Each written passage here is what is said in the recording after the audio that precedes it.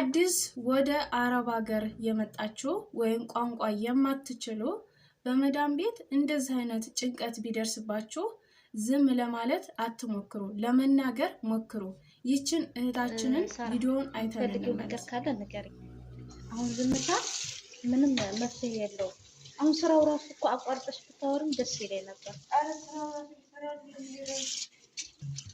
እሺ ምንድነው ችግሩ? ብርም አትፈልጊም፣ ችግርም የለም፣ ቤተሰብ ጋርም ችግር ከሌለ ምንድነው ችግሩ? እሺ ዝም ያልሽው ነገር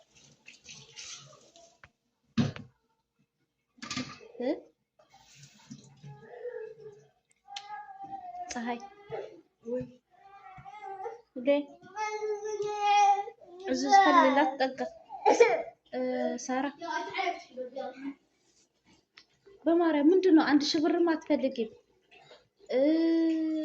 መሄድም አትፈልጊም ኢትዮጵያ። እዚህም መስራት በአግባቡ መስራታችን ሲያወሩሽም አትመልሽም እኮ። ስራማ እየሰራሽ ነው። ምንድነው? ምን ቀረሽ ነው? ይሄን ጽድት አድርገሽዋል ቤቱ።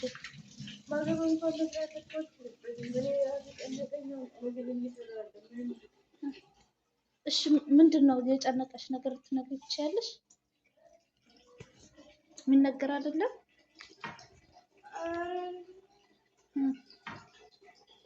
እንቅልፍ ያሳጣሽ ነገር ምንድነው?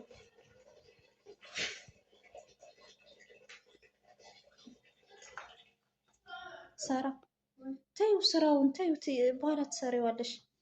ለምን የጨነቀሽ ነገር አትነግሪኝም? ለምን? ምንድነው ችግሩ? ምንም ካልሆነሽ ለምን እንደዚህ ሆንሽ? እንደዚህ አልነበርሽም። እኔም አውቅሽ እንደዚህ አልነበርሽም። እነሱም ተጨናንቀው ይሄን ያህል የጠሩኝ ለዚህ ነው። ምን ሆና ነው ብለው ነው። ሁለተኛ ቀን ነው አሁን ዛሬ የመጣው። ባለፈው መጣው። ምንም የተናገርሽው ነገር የለም ሳራ። ተይው ይሄንና አንቺ የምትፈልጊው ነገር ተናገሪ በማርያም። ሰላም ጤና ይስጥልኝ ውድ የተከበራችሁ የሸዋሌ ዩቲዩብ ተከታታዮቼ እንዴት ናችሁ? ሰላማችሁ በያላችሁበት ቦታ በዚህ ትርፍርፍ ይበልልኝ። እንግዲህ ዛሬ ይዤላችሁ የመጣሁትኝ እንዳያችኋት አንድ እህታችን መዳም ቤት ነው የምትኖረው እና አሰሪዎቿ አትናገርም አትጋገርም፣ ባክሽ ጓደኛዋን ወይም እነሱ የሚያውቋትን ኢትዮጵያን አንጥተው ብታናግራትም እንግዲህ መልስ እየሰጠቻት አይደለም። በእርግጥ ያው ሳያት የልጅቷን ሁኔታዋን ሳያት ጤነኛ አትመስለኝም እና እህቶቼ መዳም ቤት ያላችሁ በተለይ አሁን አዳዲስ የምትመጡ እህቶቼ አእምሯችሁን ለማረጋጋት ሞክሩ። ያው በእርግጥ ስደት ላይ ብዙ ነገር አለ። ቤተሰብን ጥለን መተን ብዙ አእምሯችንን የሚያጨናንቅ ብዙ አይነት ነገሮች ሊፈጠሩ ይችላሉ። ግን ራሳችንን ለማረጋጋት ደግሞ የሆነ ነገር ቢደርስባችሁ ለመናገር ሞክሩ። በሰው ቤት ሆናችሁ በተለይ ደግሞ እንደዚህ የራሳችሁን ዜጋ አግኝታችሁ እንዲረዳችሁ እንዲያግዛችሁ ሲጠይቃችሁ ለመናገር ሞክሩ። አንዳንድ ነገር ችግር በሚደርስባችሁ ጊዜ ችግራችሁን እፍን አድርጋችሁ በምትይዙበት ጊዜ የአእምሮ ጭንቀት ሊደርስባችሁ ይችላል። ማለቴ ብዙ ነገሮች የማንናገራቸው ወደ ሰው ፊት ማናወጣቸው ነገሮች ሊፈጠሩ ይችላሉ። ግን ቢሆኑም ደግሞ ረጋ ብለን ያን ነገር ደግሞ በጣም አእምሯችንን ውስጣችንን የሚነካን ከሆነ ለመናገር እንሞክር። ምክንያቱም ካልተናገርነው ያ ነገር ወደ በሽታ ውስጥ ሊጥለን ይችላል። ከዛ መቀጠል ደግሞ አዳዲስ ከሆነን ደግሞ ትኩረታችንን ምሳሌ አሁን እኔ ብዙ ጊዜ ያጋጥሙኛል። አሁን ላይ አዲስ ወደ አረብ ሀገር መጥተው እዛ ቤት ሲሄድ ቁጭ ብለው እንኳን ለማውራት የሚፈሩበት ሰዓት አለ። እንደዛ ታድርጎ እነሱ አሰሪዎቻችሁ በተለይ ደግሞ ፍቃደኛ ሆነው ከኢትዮጵያኖች ጋር የሚያገናኟችሁ ከሆነ ምንም አይነት ፍርያት ሊያድርባችሁ አይችልም። ቁጭ ብላችሁ ማውራት ትችላላችሁ። ስራችሁን በቃ ስራችሁ በስራችሁ ነው። በእርግጥ ግን አሰሪዎቻችሁ መልካም ሆነው እናንተ ከኢትዮጵያኖች ጋር ተገናኝታችሁ እንድታወሩ ፍቃድ ከሰጧችሁ በቃ እናንተ ከዛን ያን ሰው ሸኝታችሁ ያችን ኢትዮጵያን ሸኝታችሁ ተዛም በኋላ ወደ ስራችሁ ትኩረት ትሰጣላችሁ። እና አረቦች ያው እናንተ ደስተኛ ሆናችሁ እንድትኖሩ የሆነ ፊታችሁ ከበድ ካለ አይወዱም።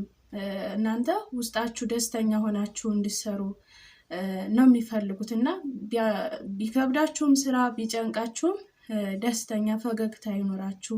አረቦች በጣም የሚወዱት ያንን ነው። በቃ ፈገግታችሁን ቢከፋችሁም ቢለማችሁም በቃ ደስ የእናንተን ውጫዊ ህይወታችሁን ውጫዊ እንትናችሁን ፈገግታችሁን ነው የሚያዩት። በዛን ሰዓት አረቦችም ሊወዷችሁ ይችላሉ። አንዳንድ ጊዜ እኛ ኢትዮጵያኖች አንዳንዶቻችን እህቶች አሁን ሳያቸው ውስጣቸው እንትናቸው ፊታቸው ከባድ ነው፣ ውስጣቸው ግን ንጹህ ሆኖ ፊታቸው ፈገግታቸው ፈገግታ ለመስጠት ይከብዳል ፊታቸው ማለት ነው። እና አረቦች እንደዛ ነው የሚፈልጉት። እና አዲስ የመጣችሁ በተለይ በቃ ራሳችሁን ጠብቁ። እንደዚህ አይነት የአእምሮ ጭንቀት ሲደርስባችሁ ለመረጋጋት ሞክሩ። ቢያንስ ምንም አይነት የአእምሮ ጭንቀት ቢገጥመን ራሳችንን አያሳጣንም፣ እያወራን እየተናገርን ነው። እና ያው አንዳንድ ጊዜ ብዙ አይነት ነገሮች አሉ እኛ ሳናቃቸው አእምሯችንን የሚያናውጡ። እኛ እዚህ ለስራ ብለን መተን ያው ሰው ሰራሽ ነገሮች ብዙ አይነት እህቶቻችንን እያዋደቀ እየጣለ ያለው ሰው ሰራሽ የሚባል ነገር አለና እንዳንበልጣቸው ኢትዮጵያ ላይ ቁጭ ብለው እኛ እንዳንበልጣቸው ብዙ አይነት ለኛ ለአረብ ሀገር ሴቶች የሚቀሙ ብዙ ሰዎች አሉ፣ እውነት ለመናገር ማለት ነው። እና ያንን ደግሞ ፈጣሪ ገሰጽልኝ። እውነት ብዙ አይነት ነገር አለ ታውቃላችሁ። እኔ እንዲህ ነው ብዬ መናገር አልችልም። እና ብዙ አይነት ነገር አለ። ሁላችንም የፈጣሪን መከታ አድርገን ነው እየኖርን ያለ ነው። ሁላችንም ብዙ አይነት ነገሮች ብዙ አይነት ፈተናዎች በራሳችን ውስጥ አሉ። ግን ያን ሁሉ እየተሸከምን ያልፋል። ነገ አዲስ ቀን ነው። ነገ የተሻለ ነገር ይመጣል። ነገ በእግዚአብሔር ቸርነት አሰብንበት እንደርሳለን እያልን ነው።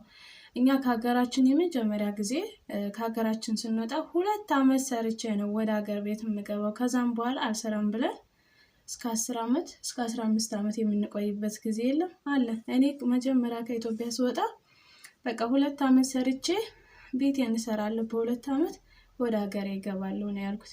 በ2 ዓመት እንኳን አይደለም ቤት ልሰራ ቦታ እንኳን አልገዛውኝም።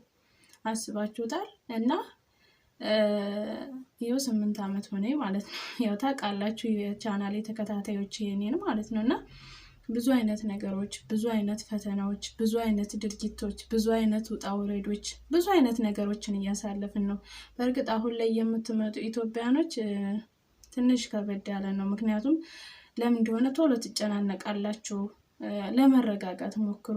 እግዚአብሔርን ደግሞ ከሀገራችሁን ጥላችሁ ወጣችኋል፣ ቤተሰቦቻችሁን ጥላችሁ ወጣችኋል። ጠንካራ ሆኑ፣ ጎበዞች ሆኑ።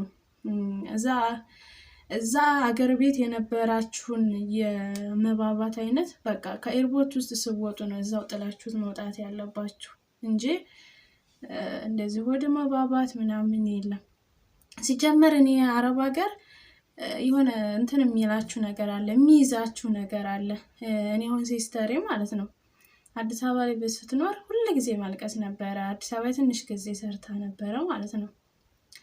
እና በዛን ሰዓት እዛ ስትሰራ ሁሉ ጊዜ ቤተሰብ እያለቀሰች በቃ ሁሉ ጊዜ ልምጣ ሁሉ ጊዜ እንደዛ ትላለች። አሁን ቤተሰብም አሁንም እንደዛ ናት ወይ ምናምን ይላሉ። ግን እሱ አሁን ተስፋ ቆርጣ እግዚአብሔር ይመስገን ለምዳ እየሰራች ነው። እግዚአብሔር ይመስገን። እና ሁሉን ነገር አራግፋችሁ ነው ከኤርፖርት ሲወጡ ትታችሁት መምጣት ያለባችሁ። በቃ እዛ አሰባችሁት አላማ ላይ ደርሳችሁ ተገኝታችሁ ጀግና ሆናችሁ ያሰባችሁትን አሳክታችሁ ቤተሰቦቻችሁን አስደስታችሁ ራሳችሁን አሰባችሁት አላማ ላይ እንትን ብላችሁ አሳርፋችሁ እንድትገኙ ደግሞ እናንተ ጀግና ጠንካራ መሆን አለባችሁ። እንደዛ ካልሆናችሁ ልፍስፍስ ከሆናችሁ መቼም ውጤታማ አትሆኑም ማለት ነው። እና እህቶቼ ጠንክሩ።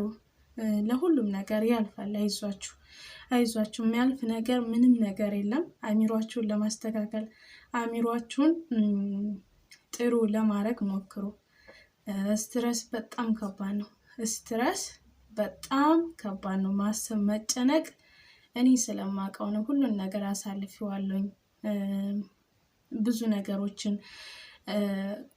አሁን እያሰብኩ እያለሁኝ አንዳንድ ጊዜ ስራ ስሰራ ፍሪጅ የማይደረገውን ነገር ፍሪጅ የማደርግበት ሰዓት አለ። ፍሪጅ ውስጥ የሚደረገውን ውጭ ላይ የማደርግበት ሰዓት አለ። እና ከባድ ነው። ብዙ አይነት ፈተናዎች፣ ብዙ አይነት ነገሮች ሊገጥሙን ይችላሉ። ግን እኛ ደግሞ እነኛን ነገሮች በቃ በተረጋጋ መንፈስ ሁሉም ነገር በፈጣሪ ቸርነት ይሆናል ብለን ፈጣሪያችንን እየተማጸንን ስራችንን መስራት ነው። ምክንያቱም እያሰላሰልን በምንሰራ ሰዓት አንደኛ ራሳችን የሚሆን የሚጎዳ ነገር ውስጥ ልናስገባ እንችላለን። ራሳችን አልተባለ ነገር ውስጥ ልናስገባ እንችላለን። ያንን ፈተናችንን ደግሞ ለመቋቋም እኛ ጠንካሮች መሆን አለብን። እኛ ወደ ፈጣሪ መጮህ አለብን።